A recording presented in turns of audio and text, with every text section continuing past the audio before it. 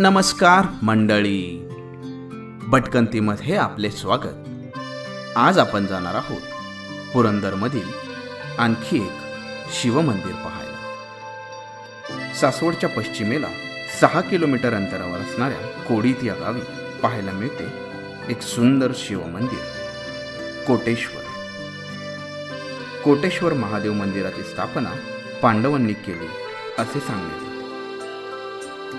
करहा नदीची निर्मिती होताना पांडवांनी स्थापन केलेल्या शिवमंदिरापैकी एक। करहा नदीच्या निर्मितीच्या व्हिडिओची लिंक खाली डिस्क्रिप्शन बॉक्समध्ये दिलेली आहे, ती पाहायला विसरू नका।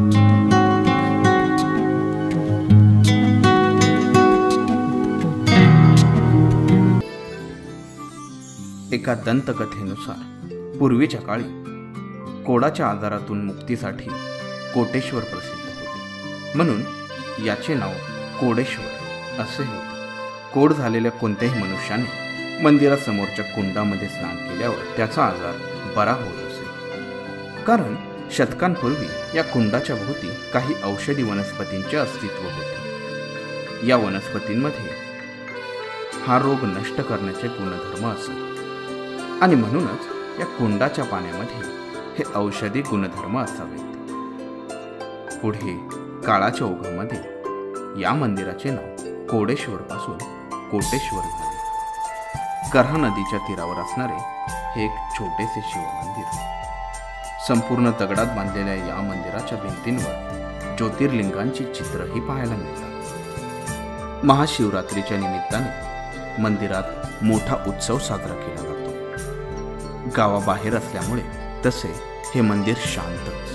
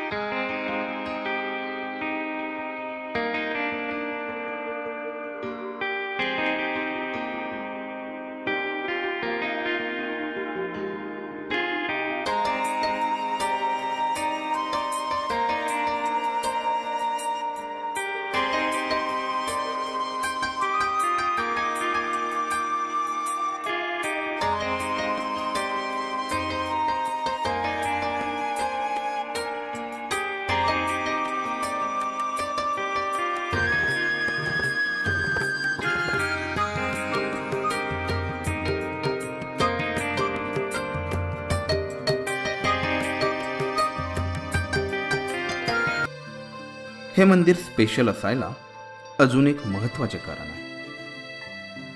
शिवमंदिर म्हटले की ओघाने नंदी आलाच। नंदीशिवाय शिव याची कल्पनाच करता येत नाही का? संपूर्ण जगात हे एकमेव मंदिर आहे जेथे शिवासमोर नंदी आढळत नाही। आश्चर्य वाटलं ना? होय, यामागेही एक कथा सांगितली जाते। शतकांपूर्वी या मंदिरासमोरही नंदी होता। गावात एक शिंपी राहत असे। आपल्या सुयांना धार लावण्यासाठी तो या नंदीचा वापर करत असे। नंदीच्या मूर्तीवर सुई घासताच आश्चर्य झाले, ती सुई सोन्याची बनली। हे पाहून शिंपी आश्चर्यचकित झाला। तेव्हा प्रकट होऊन नंदीने त्याच्याकडून ही गोष्ट रहस्य ठेवण्याचे वचन मागितले। शिंप्यानेही ते दिले। काही दिवस असेच गेले। आता मात्र शिंप्याला राहावेना। त्याने ही गोष्ट गावामध्ये सर्वांना सांगितली आणि गावकरी सुद्धा हा चमत्कार पाहण्यासाठी येऊ लागले।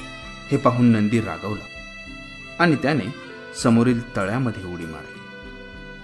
तो पाताळामध्ये अंतर्धान पावला। यानंतर लोकांनी नवीन नंदीची स्थापना करण्याचा प्रयत्न केला, पण व्यर्थ।